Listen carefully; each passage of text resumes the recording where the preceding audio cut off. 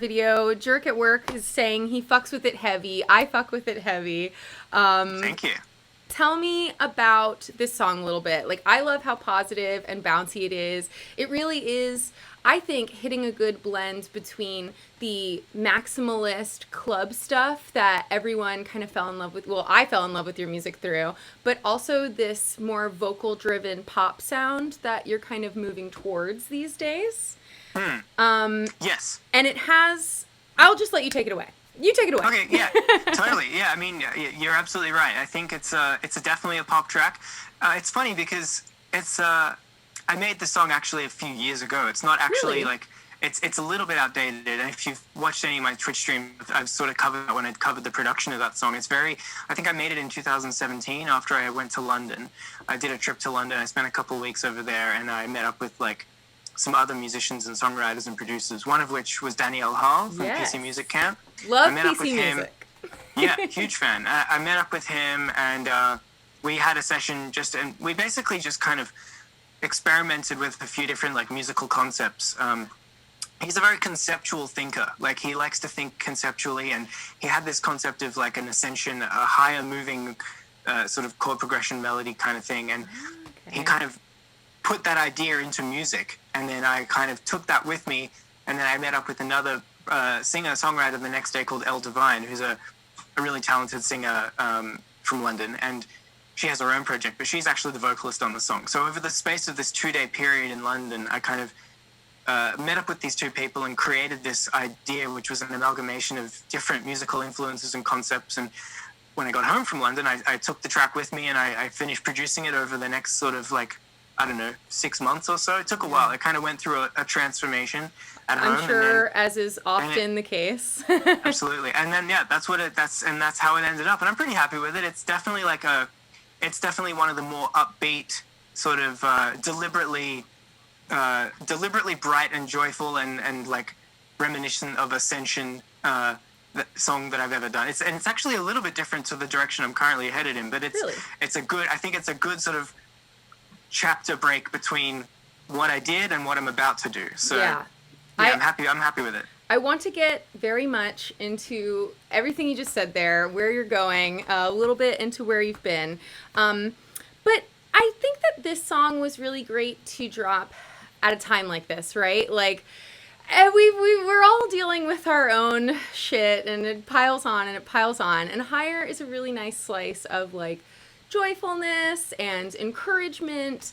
And I know that you have made comments about how that song, it's interesting that it was kind of named after the chord work that you guys did, but you have talked about how it also, for you, represents like pushing yourself to a higher place creatively. Am I getting that right? Or definitely, it's I've spoken about how it was kind of an overcoming of sort of some creative hurdles.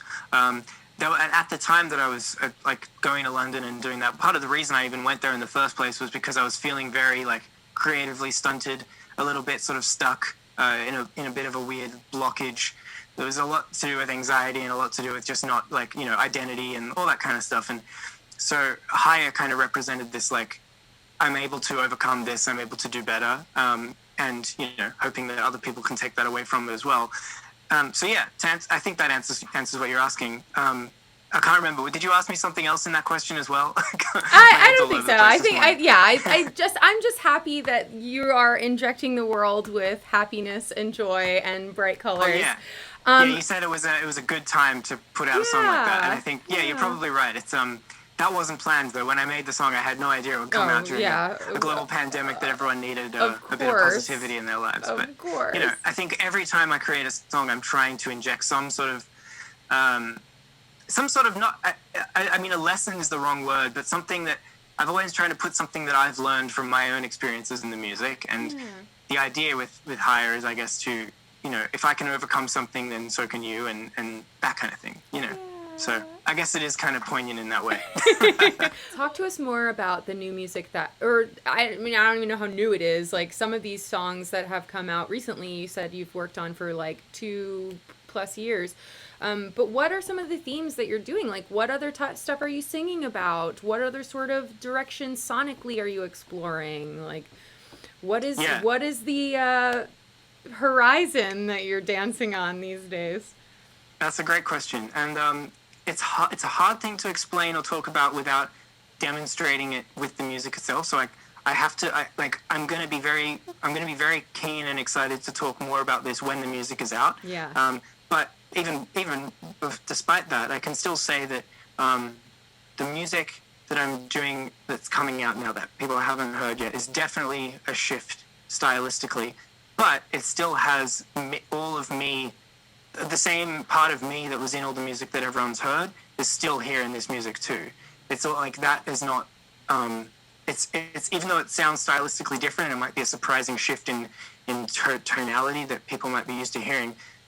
They will still recognize me in the music, and there's a lot of songs that do have a lot of those classic signatures that I sort of created using my classic sound design and all that kind of stuff. And like, what's different really is that lyrically it's all like it's focused on the themes of like growth and trying to like kind of how Higher touched on overcoming things and how Auto touched on grappling with personal anxieties and stuff like that. The what I'm working on now is kind of embellishing on those ideas, and plus a lot more, and a lot to do with more like relationships and coming to grips with emotional maturity and coming into adulthood and being more mature as an adult, and like just like it's about learning, it's about growth, and it's about learning, and it's about how you can manage to hang on despite the things that make you need to fall out, like make you trying to push you over all the time. Like, Yeah. So I mean, it's kind of like it's got a message in it, and it's got a lot of new instrumentation as well, like a lot of different stuff that people probably haven't heard from me before. that's exciting. Okay, I'm personally excited to hear that because that's just what life is, right? We can't stay in the same place forever, and we shouldn't want to. I mean, I understand that can sometimes be a struggle, especially if you are a professional creative and everyone just wants you to stay the same all the time. But I don't even know if that's really true. I feel like if you gave someone the same thing 3 times, they'd be like, all right, I've heard this, fucking whatever. Absolutely. Let's move on. And Yeah. also, like, those are really important themes. And I think that we culturally are kind of waking up to more of these ideas of, like, growth. And I don't know, maybe I'm following those types of Instagram accounts, but I feel like among my friends, like, these are all themes we can all relate to, especially after a year like this. And I'm sure it's cathartic for you, like, to even have a chance to write about stuff like that must be lovely. Absolutely, hugely cathartic. It's huge. It's been such a feeling of just like, it feels so right. It just feels like I didn't have a choice. It's like I either do this and I explore this, or I don't do anything. Like I have to I kind of just didn't have a choice.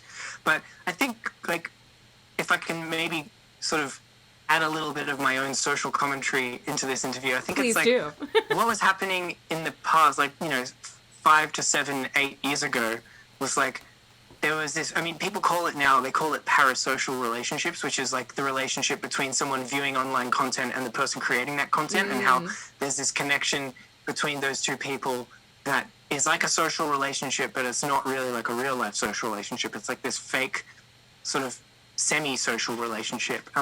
And there's a lot of the things that are essential to relationships are missing from that. So what happened back then, I would say, and this is just me speculating, but I think people were embracing that at that time because it was new. They were like, oh, we can express ourselves on Instagram and put this like awesome fake version of ourselves out there. And it's like, how cool is that we get to express ourselves in this cool digital way? And like, everyone was like, oh, that's so exciting. That's so cool and fresh. And then everyone started doing that. And it was like, wow. And everyone sort of hid their true selves because that was way less interesting. And then now everyone's like, okay, we've done that. But we've actually also learned that we really need to connect with people. Otherwise we get really sad. So they were like, okay, now let's value actually learning from what we've done with all that weird digital social stuff, but also let's try to be real humans as well, while also living in the world that has to do all of that. So I think that's the big shift that's happened culturally between the years of like 2012 to 2020. And now, like you said, I think everyone is moving towards that, like, oh, okay, yeah, we need to actually be humans again, kind of thing. Yeah, and it makes sense that your music should mirror that.